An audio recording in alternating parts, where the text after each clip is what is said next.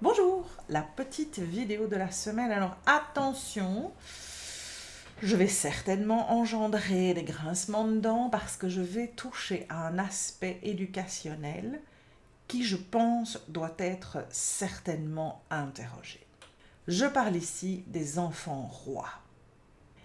Il y a énormément d'enfants qui pendant des décennies ont été éduqués et continuent à être éduqués, quelque part comme si c'était des petits rois ou des petites reines, dans un rythme éducationnel où quelque part on a satisfait tous leurs caprices. Alors, qu'est-ce que ça veut dire? Pour moi, un enfant roi. C'est un enfant auquel on dit quasiment jamais non. C'est un enfant qui va exiger des choses de ses parents, et parce que les parents n'ont pas le courage d'oser dire non, parce qu'il est beaucoup plus facile de dire oui que de dire non et que l'enfant continue à nous harceler parce qu'il va essayer par tous les moyens d'obtenir ce qu'il veut. Je parle de ces enfants à qui on propose des activités qui refusent et à qui on n'impose jamais rien du tout.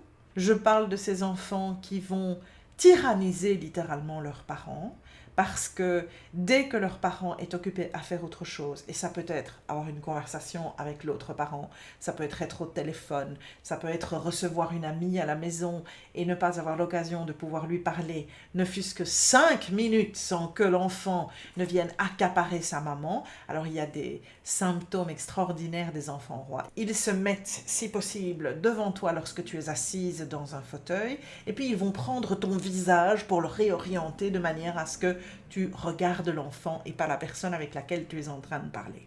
Ça, c'est un enfant roi pour moi. C'est un enfant auquel on n'apprend pas qu'il existe des limites. C'est un enfant, en fait, à qui on n'apprend pas les codes de la société, parce qu'en société, on ne peut pas faire tout et n'importe quoi. On sait tous qu'on a des limites de comportement qui sont attendues dans notre cadre privé, dans nos relations avec les autres et dans les cadres professionnels dans lesquels on évolue. Mais par contre, c'est extraordinaire, aux enfants, on ne met pas de cadre. Là, tu comprends qu'il y a pour moi quelque chose qui n'a aucune logique. Alors, pourquoi est-ce que j'avais envie d'attirer ton attention là-dessus? Eh bien, parce qu'en fait, je pense qu'il y a une déconnexion auquel les gens pensent très peu. Et qui fait qu'un enfant roi va avoir énormément de difficultés à s'adapter lorsqu'il va être confronté à cette société dans laquelle il va devoir malheureusement prendre sa place. Et dans certains cas, chez les extrêmes, ces enfants rois qui croient que tout leur est dû vont devenir des adultes qui sont tyranniques.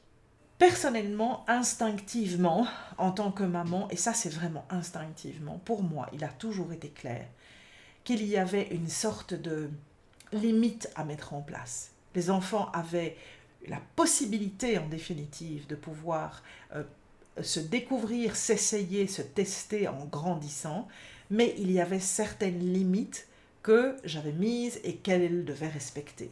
Ces limites étaient surtout des limites de sécurité. Pour moi, il était important qu'on ne dépasse pas certaines situations parce que ces situations devenaient des situations à risque.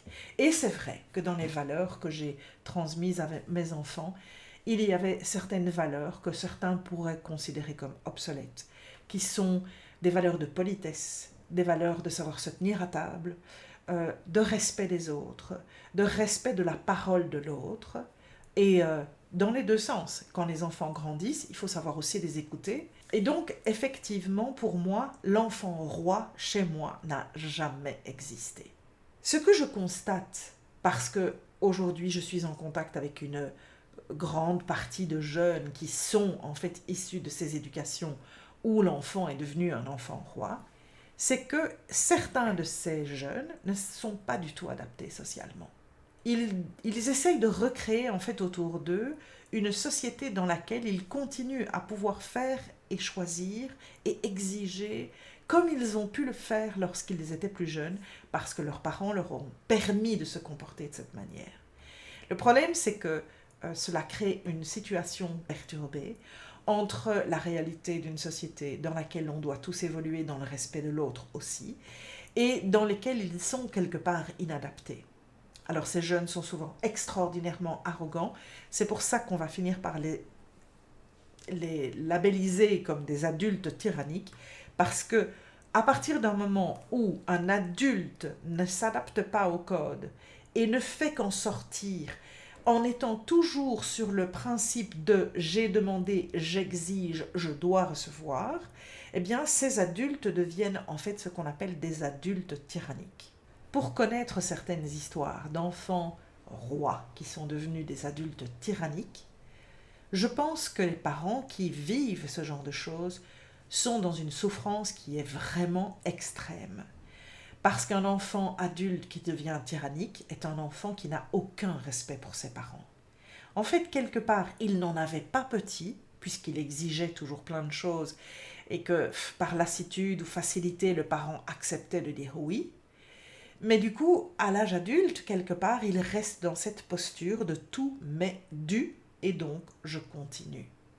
Alors pourquoi est-ce que je voulais en parler aujourd'hui? Simplement parce que dans l'approche que l'on peut avoir avec ces personnes, il y a un aspect auquel on ne pense jamais. Et cet aspect, en fait, ce n'est pas d'être critique.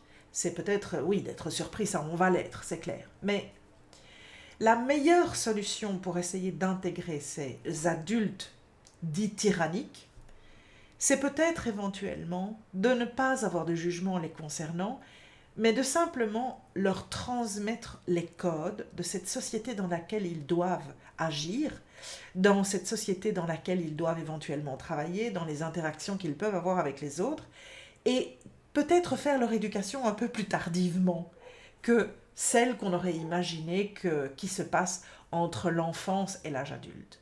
Alors, c'est vraiment important d'apprendre à communiquer avec ces gens-là. Parce qu'en fait, ce sont des gens qui sont souvent très créatifs, ce sont des gens qui ont éventuellement des idées un peu folles, parce que justement, ils ont eu cette immense liberté de pouvoir tout faire de ce qu'ils avaient envie. Et si ils ont des aspects de personnalité qui sont plus difficiles à gérer dans le terme d'un groupe ou d'une société, ça ne veut pas dire qu'ils ne sont pas aptes à pouvoir comprendre à un certain moment les codes qu'on ne leur a pas appris à ce moment-là. Donc, aujourd'hui, si tu rencontres quelqu'un qui te donne cette impression, un adulte qui a l'air de croire que tout lui est dû, prends un moment, si tu en as l'occasion et si tu es dans une discussion avec cette personne, simplement pour lui expliquer comment la société fonctionne, comment le groupe fonctionne, comment la dynamique que vous avez de l'interaction devrait idéalement fonctionner. Simplement parce que peut-être elle ou lui n'en a absolument aucune idée. Alors, aussi surprenante que cette vidéo puisse être, elle existe. Ce type de situation existe, ce type de profil existe et je pense qu'on en rencontre tous de plus en plus et je pense que cette approche en communication peut peut-être permettre à ces personnes, peut-être pas de changer, mais en tout cas d'apprendre à s'adapter un peu plus dans les dynamiques de groupe et peut-être de prendre leur place, peut-être pas aussi discrètement que toi, mais avec un peu plus de respect par rapport à toutes les autres personnes avec lesquelles cette personne doit interagir. J'espère que ça pourra t'inspirer dans une situation ou une autre. C'est de la communication avec l'autre aussi, mais c'est aussi une réflexion sur l'éducation, sur certaines choses un peu exagérées en éducation et les résultats que cela peut engendrer. Donc un peu de communication, un peu de parentalité aujourd'hui. C'était un petit mixte des deux. Bonne communication, bonne réflexion si tu es parent, ça peut peut-être te faire réfléchir sur la tolérance que tu as vis-à-vis de tes enfants encore petits actuellement. Et bonne dynamique de groupe si tu rencontres quelqu'un qui a un petit peu trop tendance à croire que tout lui est dû. À la prochaine fois. Salut!